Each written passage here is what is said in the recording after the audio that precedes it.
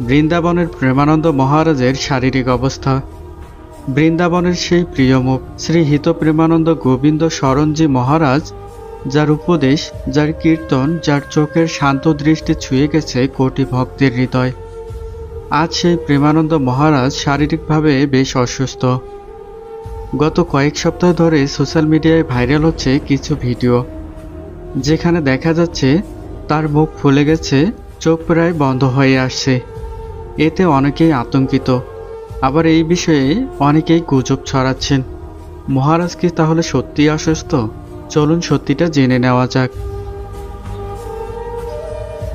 খবর অনুযায়ী প্রেমানন্দ মহারাজ বহু বছর ধরেই পলিসিস্টিক কিডনি রোগে ভুগছেন। এটি এক ধরনের জিনগত রোগ, যেখানে কিডনির ভেতরে ছোট ছোট থলি তৈরি হয় এবং ধীরে ধীরে কিডনির কাজ বন্ধ হয়ে যায়। ডাক্তাররা জানিয়েছেন তার দুটি কিডনি বিকল হয়ে গেছে এবং তিনি দীর্ঘদিন ধরে ডায়ালাইসিসে বেঁচে আছেন। এমন অবস্থায় শরীরে জল জমে মুখ ও চোখ ফুলে ওঠে, যা আমরা ভিডিওতে লক্ষ্য করছি। এই ঘটনায় ভক্তদের উদ্বেগ বাড়তে থাকলে বৃন্দাবনের আশ্রম থেকে একটি আনুষ্ঠানিক বিবৃতি প্রকাশ করা হয়। বিবৃতিতে বলা হয়, মহারাজজি এখন বিশ্রামে আছেন, ওনার অবস্থা স্থিতিশীল, তাই ভগবানের কাছে প্রার্থনা করুন তিনি যাতে দ্রুত সুস্থ হয়ে ওঠেন। ভক্তদের উদ্দেশ্যে আরও অনুরোধ করে বলা হয় এই বিষয়ে কোনো ধরনের গুজব না ছড়ানোর জন্য। আশ্রম কর্তৃপক্ষ আরও বলেন, আপাতত মহারাজের নিয়মিত ধর্মীয় কার্যক্রম ও পদযাত্রা স্থগিত রাখা হয়েছে।